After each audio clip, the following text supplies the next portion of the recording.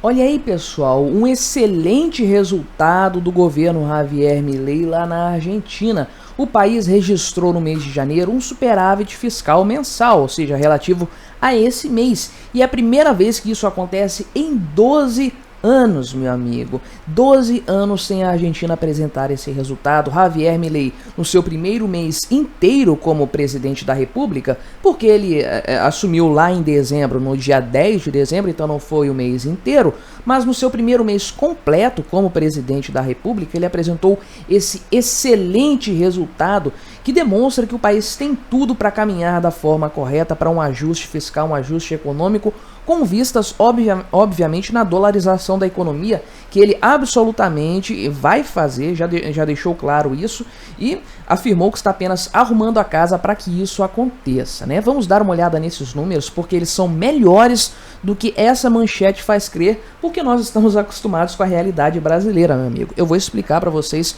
por que a coisa é ainda melhor, mas antes disso, não se esqueça, deixe o seu like, o seu comentário neste vídeo, se inscreva no meu canal se você ainda não for inscrito, considere se tornar membro patrocinador do meu trabalho com valores a partir de R$ 1,99 por mês. Você me ajuda bastante dessa forma, pode ter certeza disso, né? Então, qual que é a história aqui, então, desses dados que foram divulgados agora no dia 16, ontem, sexta-feira, estou gravando isso aqui no sábado, dia 17, pelo Ministério da Economia da Argentina. Houve um superávit financeiro, atenção para esse termo aqui, tá? Superávit financeiro de 518 bilhões de pesos argentinos, que dá mais ou menos 620 milhões de dólares, ou uns 3 bilhões de reais, né? Isso aqui no primeiro mês do ano, como resultado do superávit primário e do pagamento de juros da dívida pública, né? Então, olhando para esses números aqui, fazendo a conta assim, do instinto, digamos assim, né? 3 bilhões em um mês, se isso aqui se mantém de reais, né? Usando aqui o padrão do real,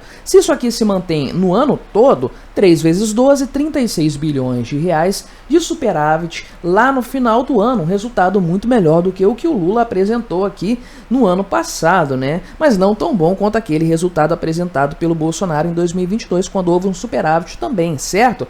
Errado, é muito melhor esse resultado. Por quê? Porque isso aqui não é superávit primário, olha só, superávit financeiro.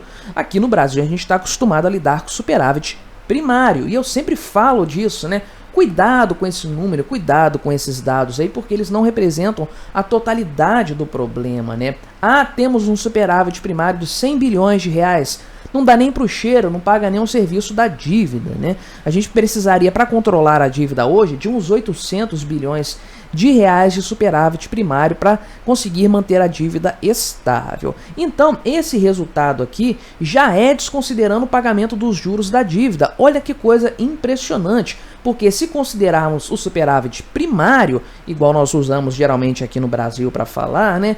Em janeiro, na Argentina, janeiro de 2024, esse superávit foi de 2 trilhões de pesos, ou 2,4 bilhões de reais, né? Ou seja, estamos falando aqui de um valor provavelmente aí na casa dos 11 bilhões de reais, alguma coisa assim, nos padrões de reais para apenas um mês do ano, né? Isso aqui apenas um único mês, e isso representa obviamente um resultado muito melhor do que o ano anterior, 256 bilhões de reais aí, 256% em relação ao ano anterior. Olha a viagem minha aqui e tudo mais. E, ou seja, né, você pegando esse valor aqui do superávit com um aumento das receitas aqui, um aumento considerável das receitas e um corte nas despesas também, isso aqui representa, no final das contas, pega-se o valor das despesas, das receitas menos das despesas, sobrou essa grana aqui, mais de 2 bilhões de dólares.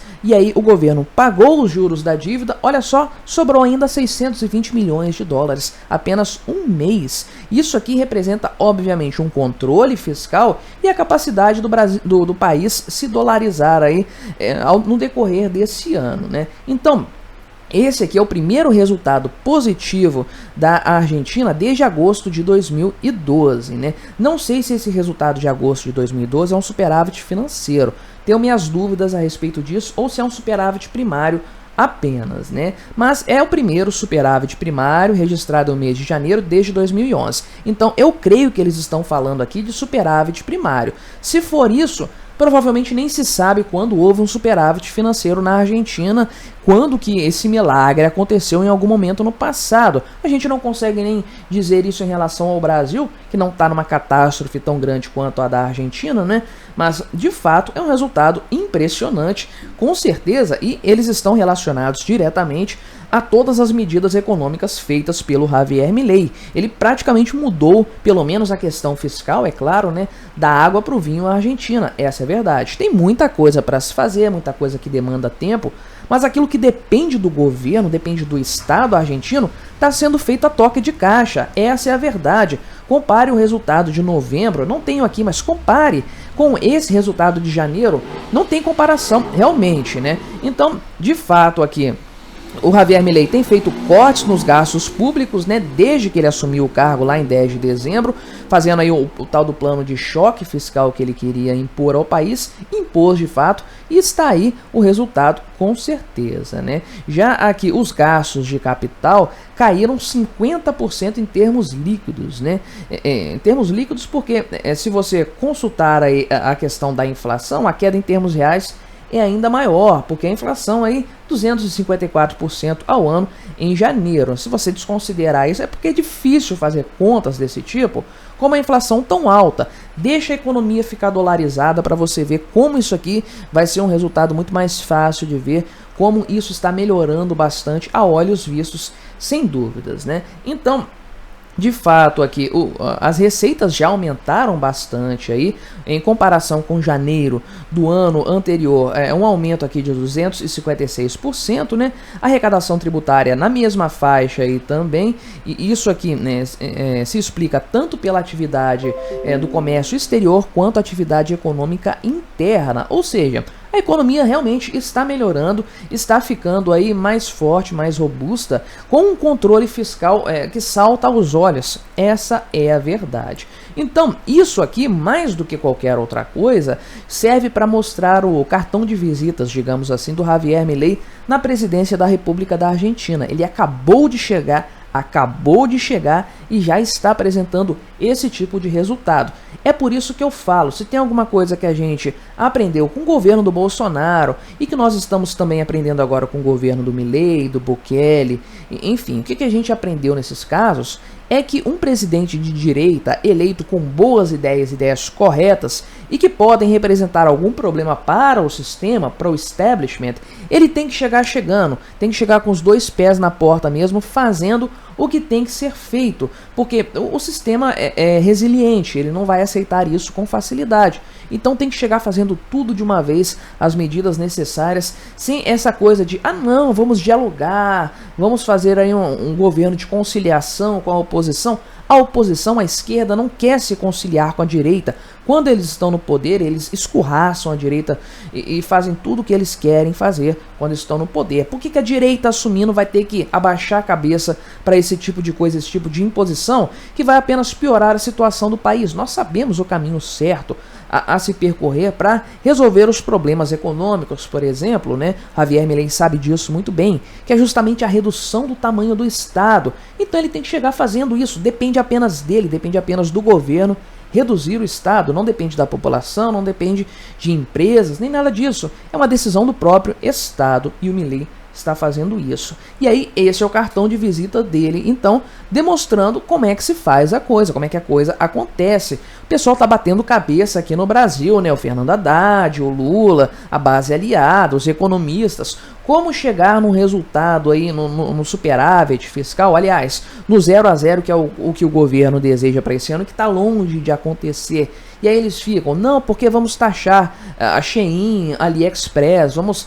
taxar os sites de apostas, dividendos, JCP e não sei o que. Olha aí o que o Milei está fazendo. Tudo bem, teve uma série de medidas aí que vão impactar na população, mas ele cortou os gastos de uma forma brutal e o resultado não tarda a aparecer, né? Superávit financeiro, melhor do que o primário, né? Melhor do que um superávit primário, um superávit real, dinheiro que sobrou. O governo fechou no azul, pagou os juros da dívida, fechou no azul. E essa grana aqui, então, fica como um excedente, um valor que o governo vai poder usar isso aí de fato para formar talvez ali uma reserva em dólar, formar aí uns valores para justamente potencializar essa dolarização da economia que o Javier Milei tanto quer fazer e provavelmente vai fazer. Ele disse que eles já estão mais ou menos na metade do que precisa. Então, meu amigo, se continuar nessa toada, se continuar nesse ritmo, realmente a coisa vai acontecer muito rápido. Então, impressionante o resultado que o Javier Milei apresentou.